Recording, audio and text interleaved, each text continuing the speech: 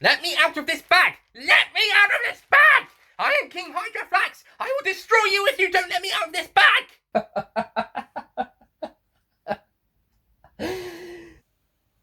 Why are you laughing? I say again, let me out of this bag! I will destroy you! I will kill you! I am King Hydroflax! How dare you keep me in this bag! Let me out! We're being threatened by a head in a bag.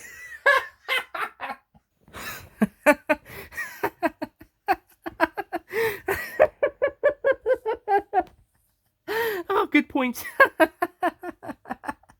I will destroy you! I will destroy everyone you love! Your family, your friends, your pets! Let me out!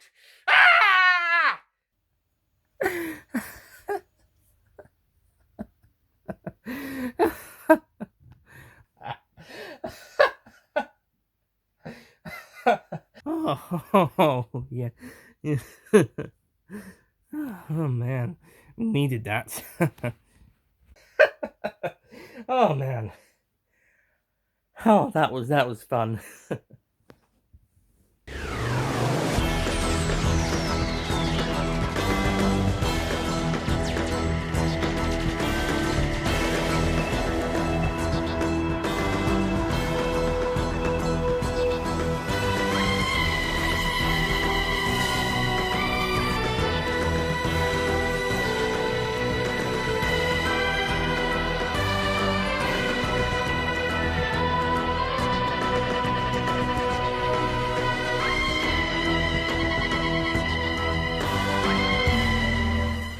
Hello, ladies and gentlemen, Nick here, and welcome to my review of the 2015 Doctor Who Christmas special, The Husbands of River Song.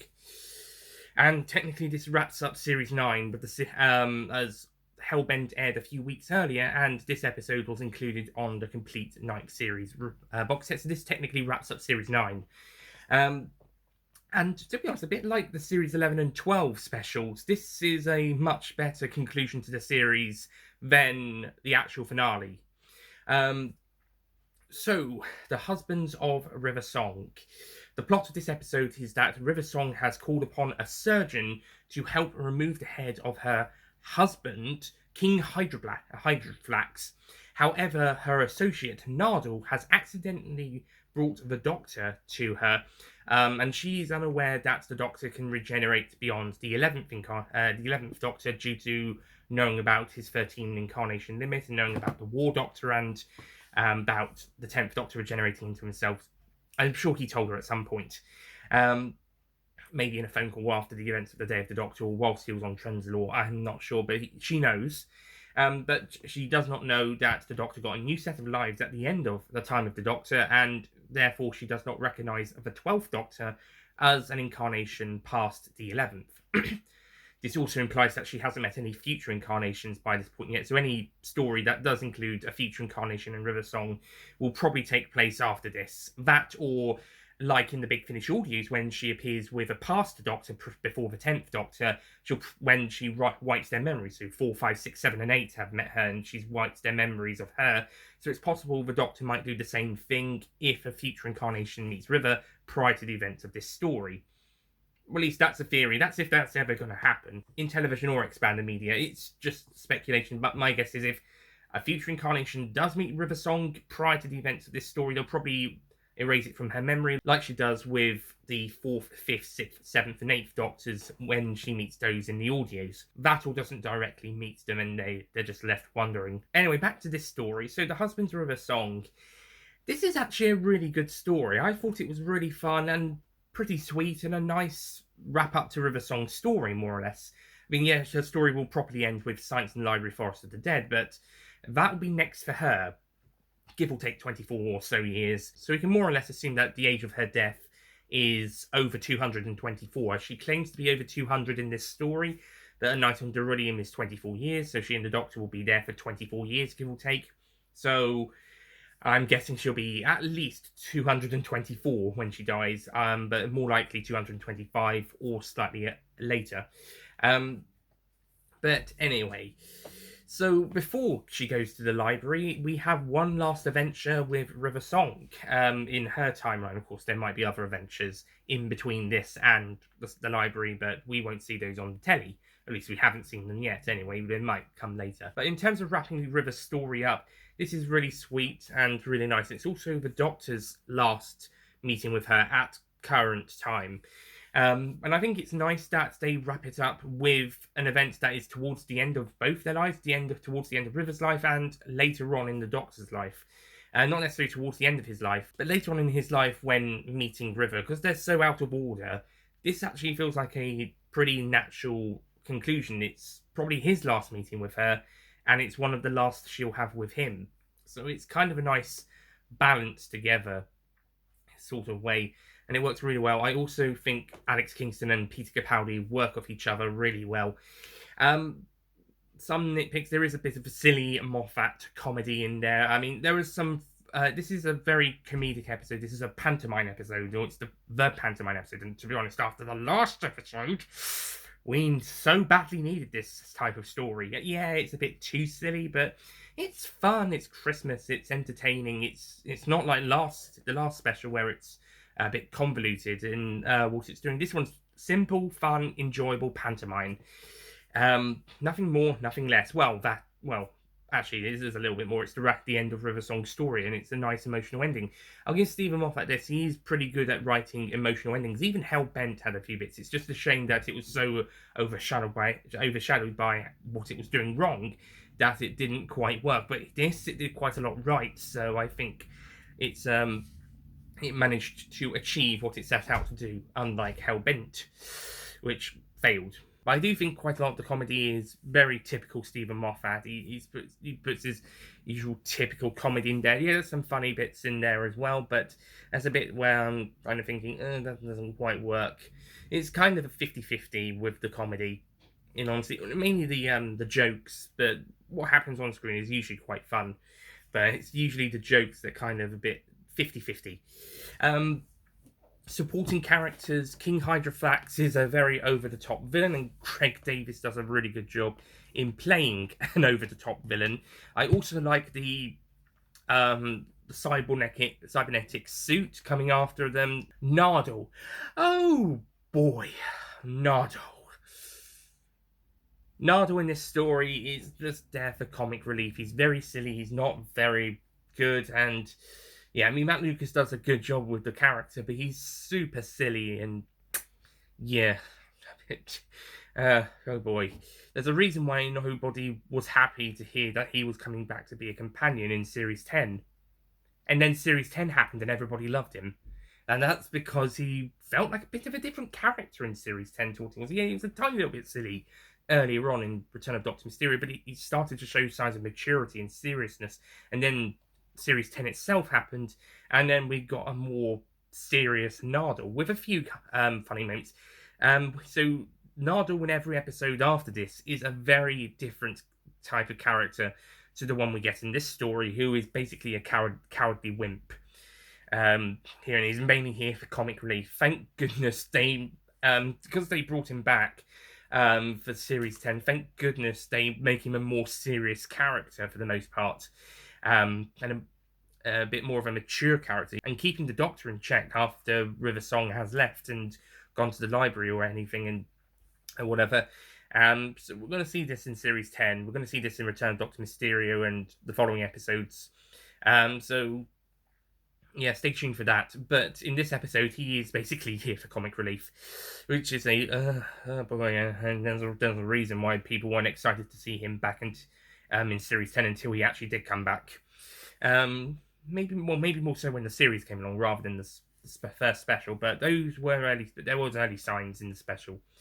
Ramon's also a decent character. He doesn't get an awful lot, but he's decent. I also enjoyed Fleming, the antagonistic host character. He on the spaceship, he was a pretty good character. And also we got these new creatures, Harmony Soul, I believe they're called, which have half their heads removed, and they have brains inside, and they can move stuff in them.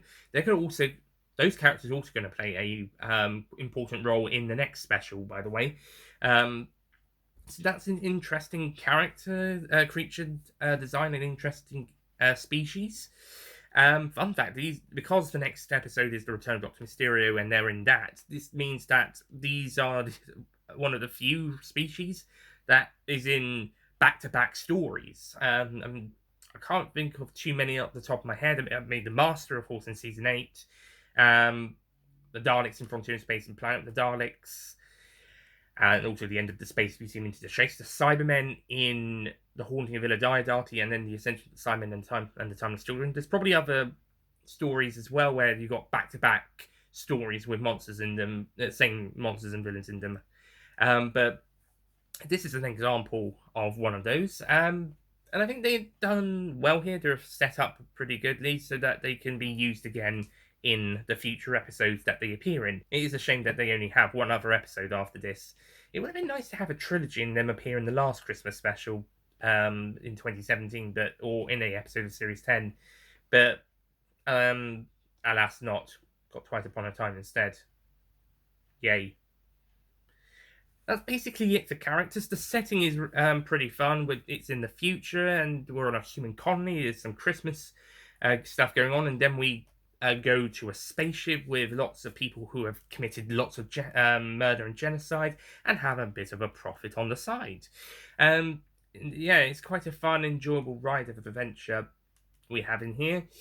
I do have to say, because this is a Christmas story, the titles, once again, are very Christmassy. I think even more Christmassy than last Christmases. I think Return of Doctor Mysterio and Twice Upon a Time retain the normal title sequence, or at least the normal title sequence when it was adjusted for Series 10. So yeah, I'm not too fond on the fact that they have a very Christmassy title sequence here, all for Last Christmas. I don't feel the need for them. We know it's a Christmas special. You don't have to overdo it. And I think this one is a very Christmassy story. I mean, I think Doctor Widow Wardrobe might still be the most Christmassy special, so Moffat achieved that with that story, but this one definitely has a very Christmassy feel at the start before going on a roller coaster ride that is very light-hearted and very fun. So hence the pantomime feel for this story. There's not an awful lot more to say other than the production team do another great job with these sets and futuristic costumes and locales, and there's some great direction. I think Douglas McKinnon directed this episode, and he does a great job as per usual. And yeah, it's a fun, entertaining romp of an adventure. It's not perfect. I feel like it's got similar issues with the Time of the Doctor, where although it is a great tribute wrap-up story for River Song, like that one Time was for the 11th Doctor, there is some questionable story elements and unfunny jokes that don't work with the story, and they just feel a bit some of them a little bit tasteless. I mean, we don't get any silly nudity jokes in this one, well, apart from River catching the diamond between her breasts, but we don't see it. You don't see it properly, so it's not too badly done, and there just feels like some odd and questionable stuff thrown in there. And once again, we get a joke about men. I'm not sure again if that's supposed to be sexist towards men or if it's sexist towards women because it was a woman who said the line. I'm not sure if that perspective is sexist towards the men because that they're in the firing line of the sentence, or if it's towards sexism towards women because they've got a woman saying it's about men, making it look like it's sexism towards women instead of sexism towards men, which is what the line implies. It's difficult to tell with Stephen Moffat's jokes whether he's it's in the scene when the Doctor and River are talking about cutting Hydroflax's head off earlier on in the episode. I can't remember the line itself, but I think it's something about men being clever or catching up or something. I'm not sure, but again, the Stephen Moffat jokes about men being spoken by, being said by women. I'm not sure whether it's sexism towards men because of the sentence, because of the statement, or if it's sexism towards women because it's the women saying this stuff about men. It's difficult to tell. Moffat, please stop it because it's not making either gender, sex, etc. look good, and it makes you look at it sexist to at least one or the other of those genders, if not both. But besides some questionable stuff in the story, it's still really enjoyable, really entertaining, and really fun, and a pretty good special. When I saw this when it first broadcast, I actually thought it was the best special since Christmas Invasion. And whilst that opinion has changed over time, I mean, I think I would prefer most of the Russell T Davies ones over this one. Certainly, Voyage of the Damned, as well as Christmas Invasion. There's about 13 Christmas specials, so this one's top 6, 7. Possibly. It's up there. So yeah, I really enjoyed this one. It's not the best one since the Christmas Invasion, like I did when I thought it was when I saw it in 2015. But first saw it in 2015. But it was fun, enjoyable, and engaging and entertaining. Some questionable, silly bits and stuff, but overall a fun, light-hearted episode, and definitely what we needed after Hellbent. Plus, as the show would go on a year's hiatus until the next Christmas special, it was actually a pretty good note to end on, unlike if we ended on Hellbent. Thankfully, the gap between that and the special was short, of only a few weeks, as opposed to the next gap, which was a year. So, this was a good one to end on, despite the rough taste of the season that came before. This was a pretty good episode. And it's not for everybody, I understand that, but I enjoyed it. I had a good time. So I will be giving The Husbands of River Song an 8 out of 10.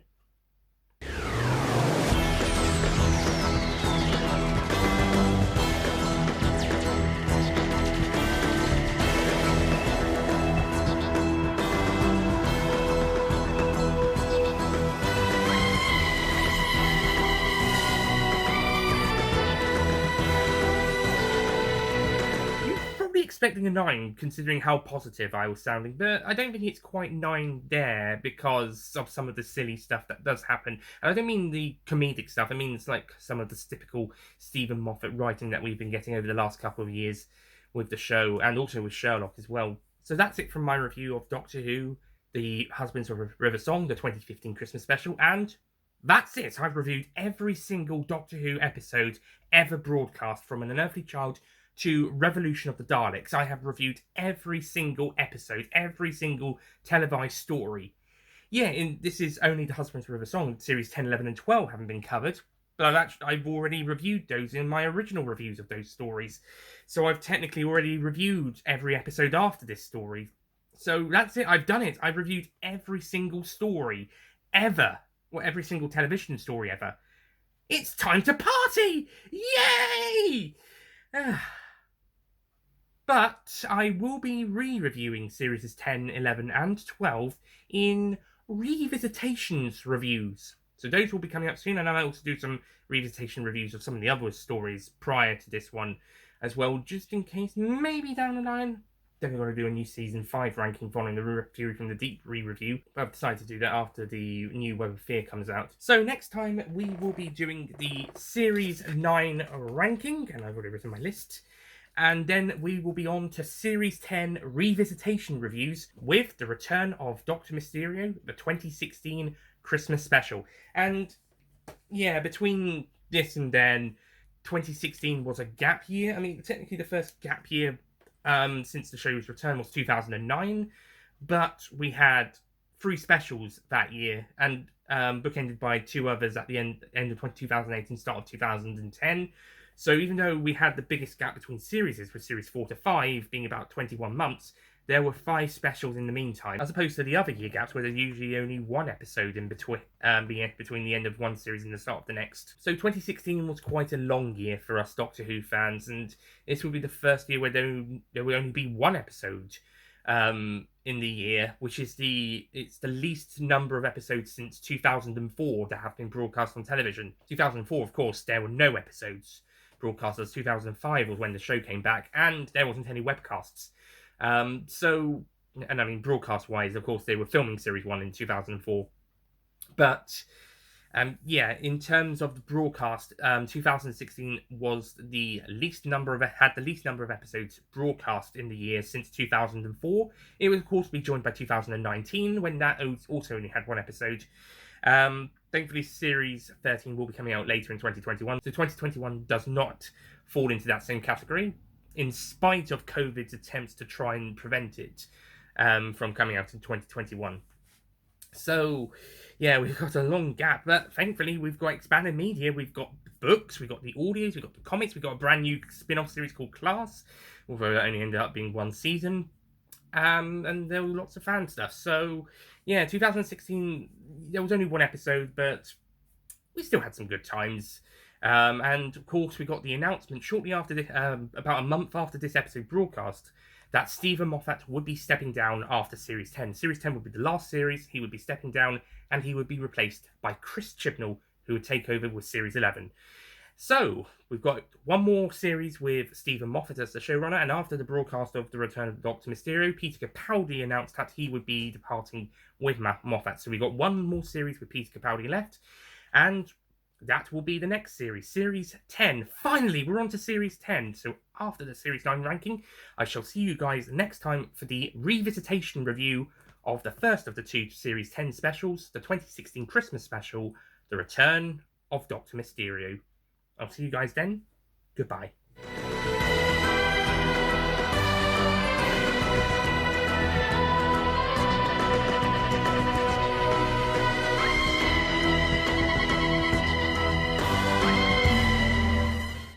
Don't forget to click below to subscribe to the Nicholas Payne YouTube channel.